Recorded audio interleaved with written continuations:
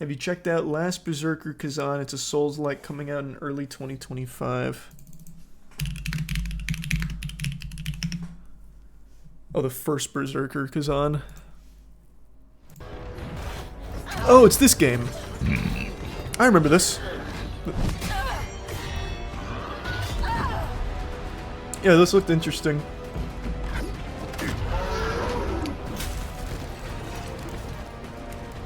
Thanks, Resub Doll Stars.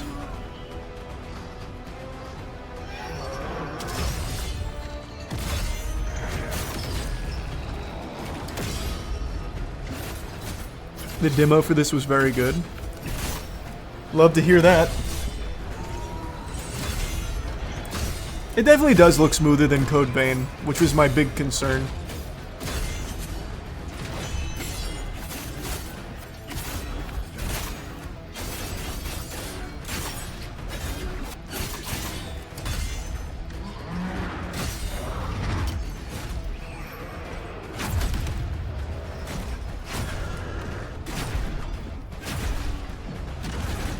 There's a real cartoon AI animated.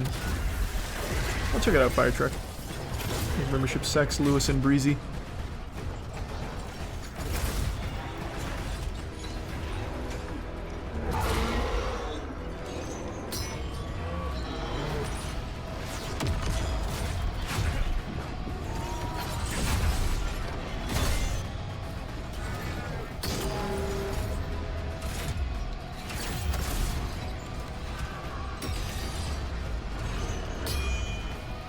Nexon as a publisher is a little sketchy. I hate Nexon, but yeah, I think it'll probably still be good.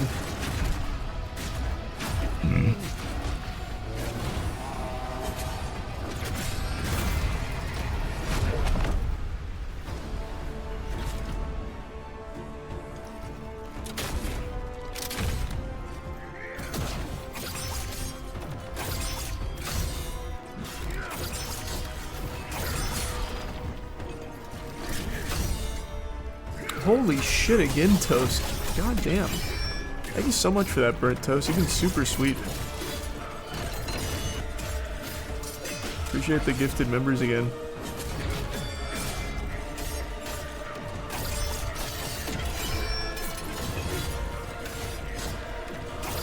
You see, IGN gave Mario Brothership a 5. I haven't played Mario Brothership. I don't know if it's good, but I will say IGN playing some fucking hardball these days. I think they got really offended that people kept saying IGN just like sucks big game companies' dicks, giving like 8s and 9s and 10s to like every game. And now they just swung the opposite way and they give like 5s to everything. Giving the Penguin a 5, giving Transformers 1 a 5, which I think is probably the most insulting review of 2024. Transformers 1 getting a 5 is mind-boggling. Like, actually mind-boggling. So I think IGN's now just playing with a chip on their shoulder.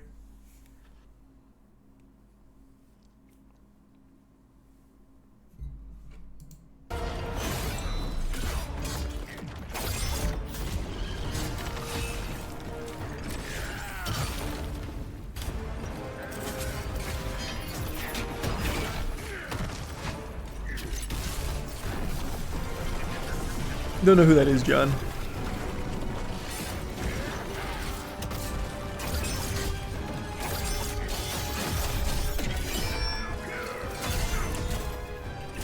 But yeah, I'm looking forward to this. I didn't know it came out in 2025.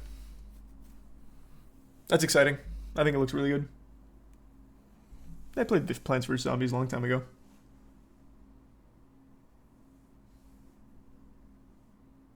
Let me see the Mario Brothership one, though.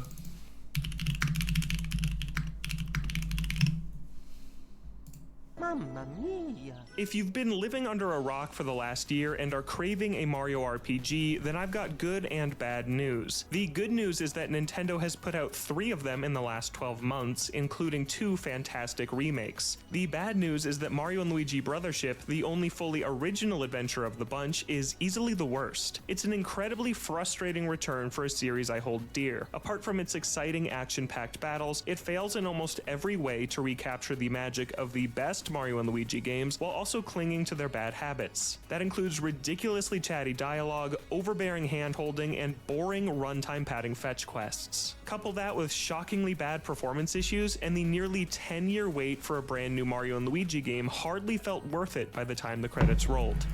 I'm curious. Let's see how their review compares to the others. I haven't played the game, so I actually have no idea. Maybe they're absolutely right. Let's see.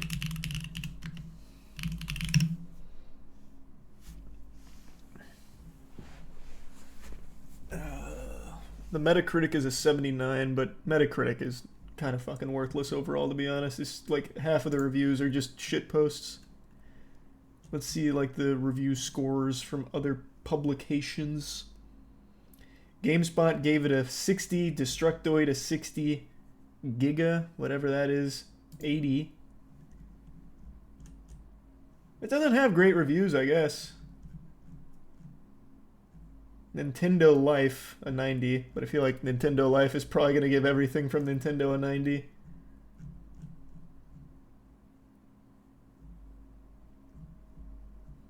Eurogamer 80, Games Radar 80.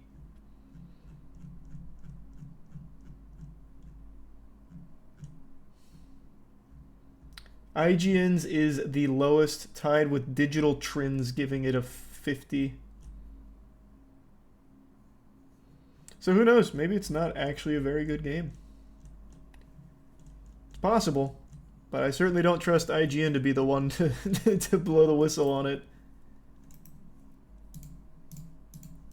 Thanks for resub, Lando. Oh, thank you. Escaping Diddler is contender for Game of the Year. Escaping Diddler. Having the Mario Brothers sail this Shit's crazy. giant island ship hybrid around to uncover new islands is a great idea on paper, but in practice, nautical navigation boils down to this pretty unspectacular ocean map where you pick your next destination and then wait as you inch your way there. I never felt any sense of discovery like that of The Legend of Zelda: The Wind Waker, or even of the small open ocean segment of Paper Mario: The Origami King. Instead, I felt like a kid in the backseat on a road trip, just wondering if we were there yet. Hey, you know what? I'm with him on that. Actually, that looks like shit. That looks so boring. Why not just do what Paper Mario did? Like, yeah, I don't expect him to do Wind Waker. I guess I can't expect that, but you could absolutely just do what Paper Mario did instead of just having it be like a piece on a board slowly moving towards it. Shit's looking like an etch-and-sketch. Speaking of kids, several Dreamworld's choices back. make Nice, Mothership Ruler. feel like baby's first Love RPG. It probably will be for plenty of kids out there, so that isn't inherently a bad thing, but this is the rare game starring Mario that feels designed specifically for ages 6 to 12 rather than ages 6 to 80. The tutorials and dialogue are constantly holding your hand. For example, almost any Yeah, that's time every you enter a Nintendo new game, area, though. the camera slowly pans over to your objective and slowly pans back like this. That one I'm not going to hold against it. That is like just actually every fucking Nintendo game. I just played Mario Party Jamboree and it's the exact same thing. I can't even be mad about that one. And it's followed by an unnecessary explanation, usually from new Thanks, assistant membership named Slaz. Snoutlet, who basically spells out exactly what you need to do. It also spends far too much of its already bloated 34-hour runtime repeatedly reminding you of the overarching story and objective. Sounds like Dragon Age Veilguard. I would be more That's forgiving cool. of this chattiness if the humor and story were on point, but unfortunately the writing just doesn't land. The comedy mostly lies in repetitive bits and intentionally unfunny puns where the punchline is watching Mario and Luigi stare blankly in awkward silence. Snoutlet's You seen primary Squadron 42 joke is gameplay? telling everyone Yeah, it looked he pretty bad. knows that he's definitely not a pig, which is just one Wasn't of impressed. several unfunny gags Plus, it that are probably won't beaten ever come into the out. ground well before the script stops returning to them. Hey, sleep well, John. Oh, gotcha. Mothership Yeah, makes she was an great in that admirable movie. attempt at telling a story about the importance of connections, but it's another area where the idea is better than the execution. The writing is just so unoriginal, and I didn't get attached to any of this large cast in the same way I have with so many companions from past Mario RPGs. Some of that may come down to character design. I love how Mario, Luigi, and Is that the right, enemies Rush? look, but the Thanks for power your chill. outlet-shaped residents of Concordia birthday, just Ruler. didn't resonate with me. Their blocky look is a bit rudimentary and clashes with the style of characters from the Mushroom You've Kingdom. done plenty All burnt the toast, islands no you visit worries. are Thank you, very though. generic too, with familiar fire, ice, and desert settings you've seen dozens of times before. For a series that once had microscopic versions of Mario and Luigi roaming around Bowser's internal organs, these areas feel disappointingly safe. The whole adventure would probably pop more if it didn't run so badly. This is easily one of the worst performing Nintendo games on Switch, with incessant frame That's rate issues huge, while what? exploring the overworld. Brothership chugs and stutters basically anytime there's some sort of environmental element present, like rushing water. That's a pretty major problem for a quest set entirely on the ocean. Performance is more reliable when you're inside a dungeon or building, and I noticed the frame rate wasn't quite as bad when playing handheld. But if you were looking forward to the Mario and Luigi series finally making the jump to a home console, I'm sorry to report that I simply didn't enjoy playing on my television, and I don't recommend you do either.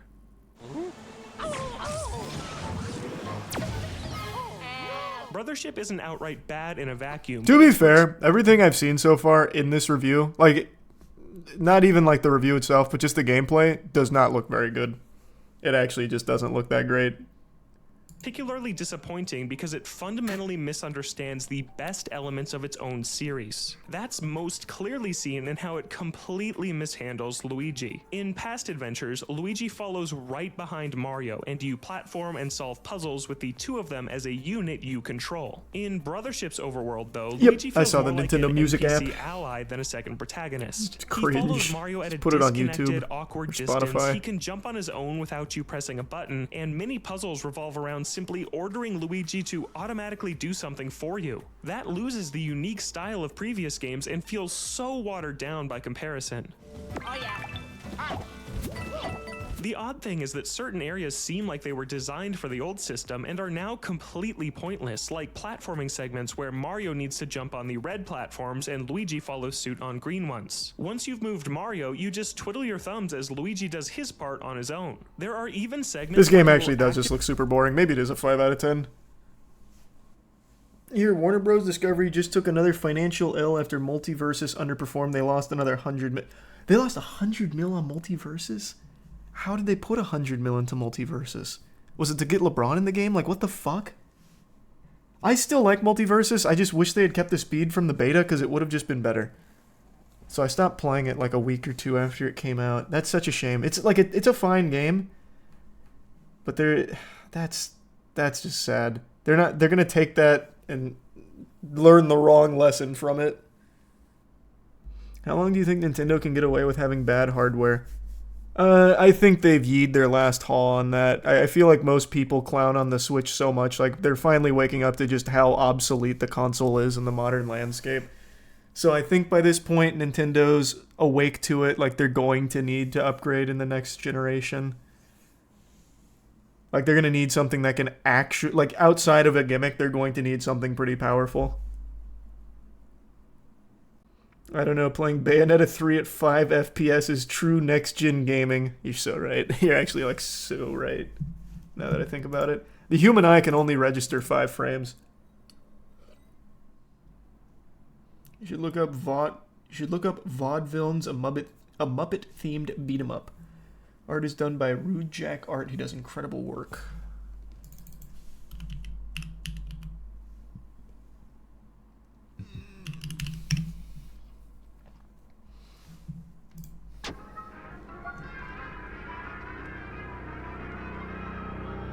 It's still worth having, though, Bolt. There's still good games on it.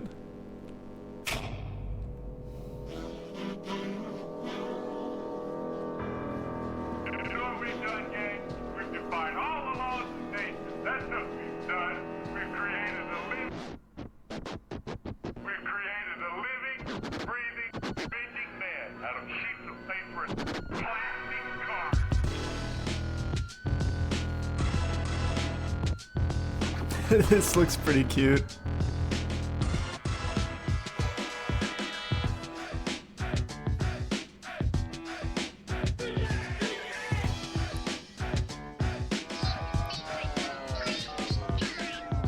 Beat him up with wave dashing. Yeah. That's cool. This reminds me of something I would have played on Newgrounds.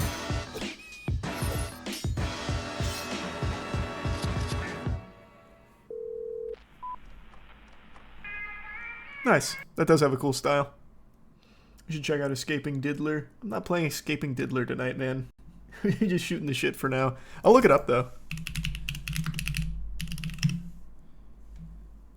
Escaping Diddler. Can I even... I'll check this out off stream just in case. Jesus Christ. That's an actual game on Steam? Thanks, Preston. IGN Spain and Adria gave Mario and Luigi a 9. US IGN review warped your perception of the game. Oh, the gameplay just looked really boring, man. That's all. Maybe it's not a 5 out of 10. Maybe it is. What I saw just did not look fun. Let's see if the launch trailer gives me some hype.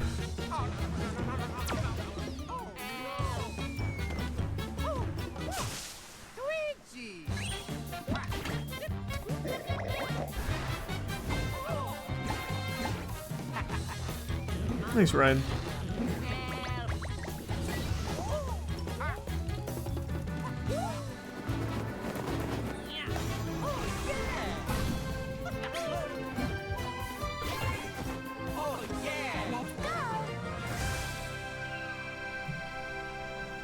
Nah, that didn't make me any more hype. What's the best Arkham game? I think Knight. I really think if they just took out the Batmobile or just lessened the amount of Batmobile, Arkham Knight would be one of the most well-received games in general. But it also had a terrible launch on PC. It didn't function, so that didn't help. But I think that game is amazing. Yeah, I remember Doke AV. It'll never actually come out, though. I haven't played Arkham Shadows. I probably will at some point, though. I've been playing more VR. I probably will, Burnt Toast, yeah. What's your favorite Nintendo game of all time? Probably Luigi's Mansion. Arkham City was great, but I think Arkham Knight is actually just everything that was so good about Arkham Asylum and Arkham City put into Arkham Knight mastered. I loved Arkham Knight. Ready for Arcane tomorrow? Isn't it? Oh, it is tomorrow, isn't it? Yeah, I'm excited.